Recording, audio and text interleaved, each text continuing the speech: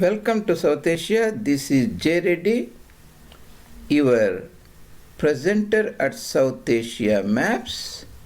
In South Asia Maps, we'll bring you a deeper knowledge of the area in South Asia south of Karakoram Mountains and north of Kanyakumari, west of Kamarupa in Assam Valley, and east of Kacha, Kalat and Khyber Pass.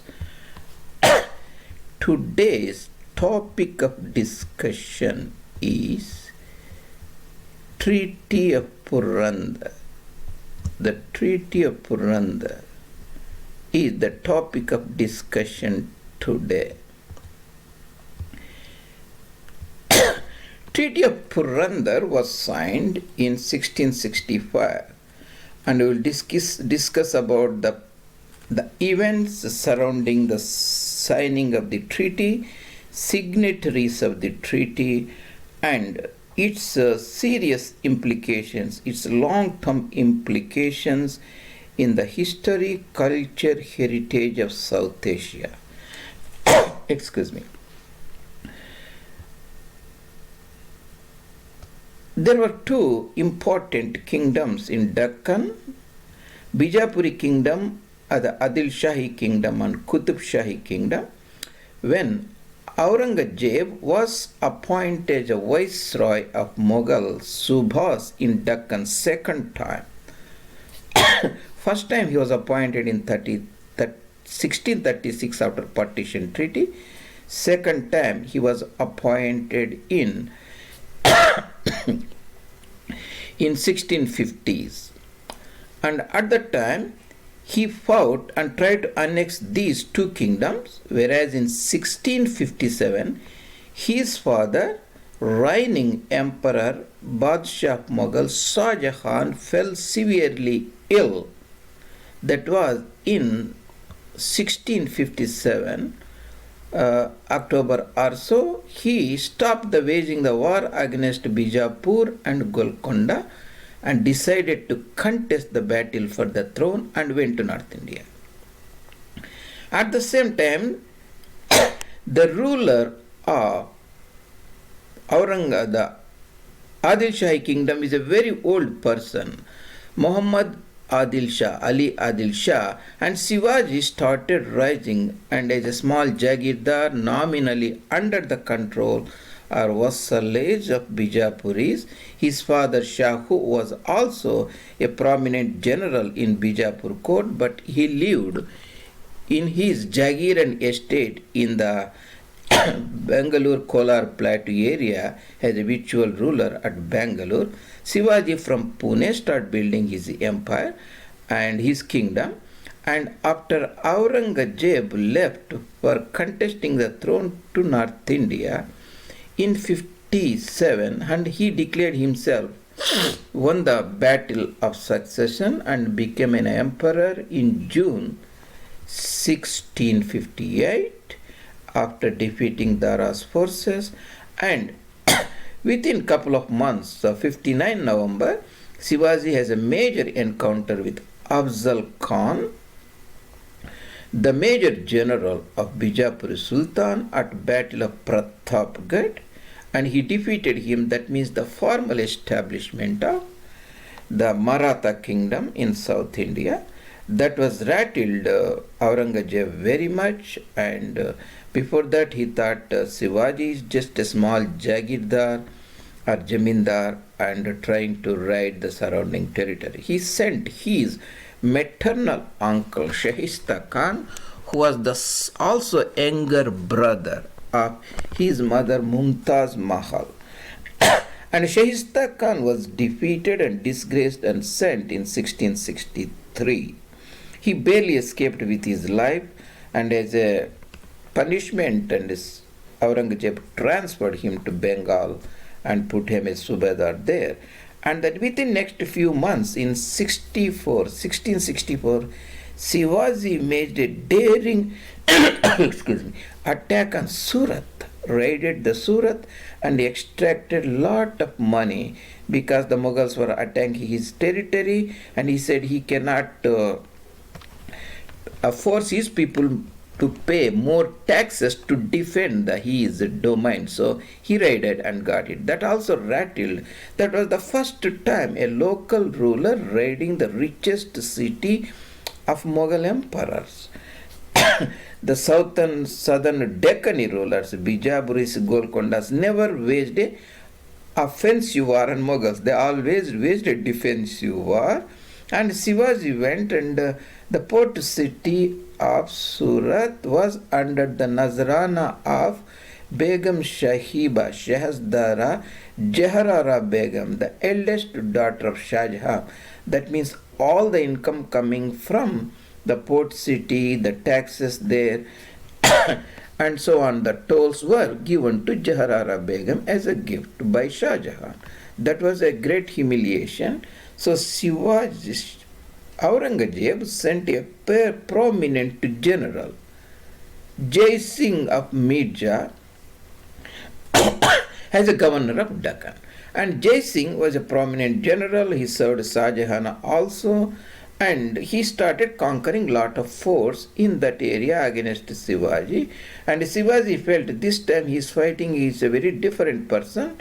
It is not wise to lose all his forces. He came into terms and signed a treaty called Treaty of Purandhar. The Treaty of Purandhar, Purandhar is a fort. At that time the forts were very important, the medieval time. If a ruler controlled the fort, means he controlled the entire area. As long as the fort is not conquered by the rivals, opponents, means that dynasty is not overthrown, the dynasty is not defeated. That's how the Purandhar was very prominent at that time. Purandhar, Pratapgarh, Raigad in the Sahyadri region, these are all forts. Whereas Pune was a small town. Pune is on the east side of Sahyadri mountains. It's not a fort city at that time. So finally both of them met in the front of the port of Purandhar and signed that treaty. Here Chhatrapati Shivaji receiving Ambar Raja or Mirja Raja. There is a suburb, a small town north of Jaipur in the Aravalli region in Uttar Bharat in Rajputana area, Rajasthan. It is also capital now.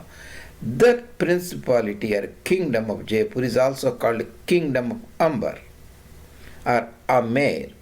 Jai Singh was a descendant of the noble royal family at Amer.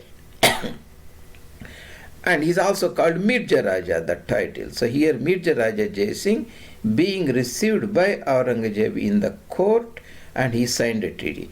The treaty in a sense was very humiliating for Shivaji, and Shivaji surrendered half of his force. At that time he has nearly 50 or so force, he surrounded half of them. Essentially his realm has decreased rapidly and he has no choice, but he built upon that. That means this was done in 1565. Next year, around about June, he visited Agra and has a small meeting with the Emperor Aurangzeb for a fraction of minutes, and face-to-face interaction both of them saw, and Shivaji was against the rules, against the treaty articles. He was imprisoned practically or arrested in a fort. Later he escaped and came back. That's a different story. But one of the article of Treaty of Purandhar was surrendering of the force, half of them, and helping the Mirja Raja Jai Singh in conquering the Bijapuri kingdom, Adil Shahi kingdom, where Shivaji has to provide the cavalry and some of the foot soldiers. Of course, the later Ambar Raja failed in that mission. That was a different story. That was. And other article is he has to personally visit Agra and pay homage to Mughal emperor, and he became essentially a vassal of Mughal empire. That Shivaji reluctantly agreed. Later Shivaji, that is from 66 to 70, he put time in consolidating, organizing, later practically repudiated the treaty, by attacking Kondana or Torana, and that was the major, again, relaunching of Maratha kingdom, Maratha empire of Shivaji.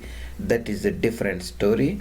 The story is Treaty of Purandhar, where Shivaji was debilitated severely, but also tells like how a debilitated ruler can, with much talent and some luck, can recoup himself and become a prominent political military force. That we have to keep in mind. What is the legacy of Treaty of Purandhar? We see. Legacy I have given here. The legacy of this Treaty of Purandhar is immediate setback to Shivaji. Shivaji was seen by his contemporaries, potential allies, adversaries, as a power that has lessened in Deccan. Then the Deccan, there were three prominent military political entities after Shivaji become prominent. That is the Golconda Nawabs and Adil Shahi Nawab Sultans at Bijapur and Shivaji at Raigad, today in Mahad region, the Sahyadris. And it gave him a temporary respite, not fighting the mighty Mughals also, organizing his reduced kingdom, and long-term consolidation.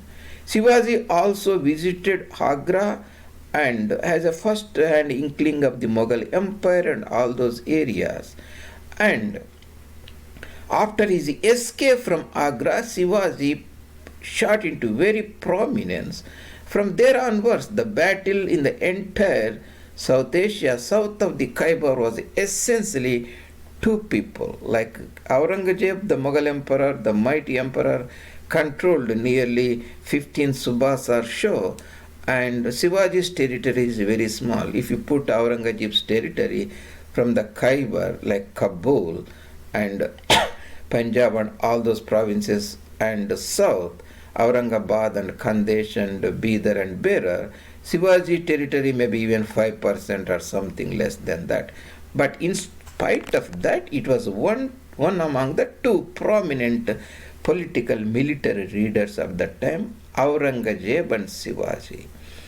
That indirectly, the Treaty of Purandhar, which finally laid the foundation for Maratha Empire consolidation, led to the Battle of Panipat III and collapse of Maratha Empire in the long run. But immediately it was a great Hindu pride revival. After the Arabs, Muslim, Islamic imperialism started invading India, Al-Sindh was Ghazwa al-Sindh. Sindh was conquered and Shahi rulers were finally overthrown. Jaipal Dev and all those Trilochan Pal and around about 1000 and Ghaznavid Goris. Hindu pride has weakened a lot, even though still Rajput rulers fought valiantly, but they didn't win the major victories. At Kanwa, after Battle of Panipat, the Raja Rana Kumbha lost very severely, and so on. So, whereas the Shivaji, even after 630 AD to 1660s, nearly almost more than 1,000 years, Hindus society still can produce a great leader. That was something innate of the great ancient civilization. That pride was revived by Shivaji. That was after Treaty of Purandhar. So he checkmated Islamic imperialism to large extent, and eventually under Maratha Empire, the Mughals and Muslims become like a defensive, not offensive. So there was a lot of reduction in conversion and proselytization of Hindu society. That means when finally in 47 the Radcliffe Award was given based upon Muslims and non-Muslims, there was a less Muslims in east of those regions, Punjab and Baridov and this area. This is also indirectly due to the Maratha expansion in North India. Marathas conquered Attock in 1757, also briefly held for a couple of months. So this was the indirect effect after the Treaty of Purandhar. Less proselytizations, Radcliffe award boundary between Darul Islam, Darul Harb stopped at Ravi River. These are the broad ideas you can keep in mind whenever you hear about Pune and Purandhar. Such a fascinating events happened at that area in 1665. Here, in order to put you in proper perspective in the maps, I am going to show you here. These are Sahyadri Mountains, also called Western Ghats. The Bombay and Madras line goes through Pune. This is the Mula River and Mutta River, Mula Mutta River combination here, Indrayani Valley here. And historically the forts, the Chekkan fort from Pune to Nagar, Ahmednagar. Here we can see the Sinhagar, and here see Purandhar. That's what we are talking about today, the port of Purandhar, Treaty of Purandhar. This is the Nira River. This is essentially Pune district between Bhima River and Nira River, and Indapur and Baramati. All those places will be somewhere. Here is the Purandhar here. And the first Shivaji came into very prominent, and by encounter with Afzal Khan, the prominent general sent by Bari Sahiba, the Dowager Queen, and in charge of the young ruler Ali Adil Shah at Bijapur. The encounter took place at Pratapgarh. Mahabaleshwar will be somewhere here close by, and Pratapgarh. The Battle of Pratapgarh is the onset of the Shivaji as a major political force in Deccan. The way to Satara, Krishna River descends the Ghats here in Vai Satara area, the Rohinda Fort, Kaula Fort, and Rajgarh Fort, and later the Raigad. The later Shivaji made his capital of Maratha Empire, Raigad, and all those like Sinhagad Fort and so on. So this is Purandhar area, and we can see the Treaty of Purandhar here in the Wikipedia, and Shivaji on way to meet the Mirza Raja Jai Singh. The Shivaji on way to meet the Mirza Raja Jai Singh, Shivaji and the Mirza Raja Jai Singh and Shivaji meeting before the signing the Treaty of Purandhar in 1665. Here the article in Wikipedia indicates what are the ports surrendered or given to Mughals, like Purandhar and Kondana Fort or Sinhagad Fort. Maybe here you can see the better rather than there. You can see the Purandhar Fort, the prominent Purandhar Fort there, and Kondana Fort here, and Karnala Fort, Lohagad and Ishagad and Tikona Fort and Rohida Fort, Mahuli on the west coast, and Sagargad Fort, Ankola in the coast, and so on. We can see the lot of forts, and the Purandhar Fort itself, the Mughal Empire, Maratha Empire, and here we can see the Purandhar Fort in the Google map, and here we can see the Pune, and this is the Bhima River, this is the Dond region, and Fulton, Indapur, Baramati. So somewhere here you can see the Nira River will be somewhere here, and Koregaon, and you can see the Purandhar Fort from here. That is in brief of the Treaty of Purandhar, 1665, and Purandhar is a port town south of Pune, eastward of Sahyadri Mountains, close in the Deccan Plateau. The prominent treaty signed in 1665 at Purandhar between the Mirza Raja Jai Singh as a representative of Mughal Empire, Aurangzeb, and the rising Maratha kingdom of Shivaji at Purandhar, which was a immediate setback, but Shivaji turned into a long-term consolidation and building the Maratha Empire within 5 or 6 years later by launching a major battle against the Mughals by conquering Torana or Kondana or Sinhagad and the revival of the Hindu pride. And he was one of the two prominent leaders about that time, other being the Mughal emperor, vast empire and armies, Aurangzeb, Alamgir and Shivaji, and that eventually led to the Battle of Panipat and collapse of Maratha Empire, consolidation of British imperialism, overthrowing the Hindu empire of Marathas, and so on. And thank you very much for today's presentation, and this is your presenter J. Reddy, and we will see you in other presentations. And as usual, your encouragement, subscriptions, and compliments and any comments are always welcome. And this is your presenter. See you later.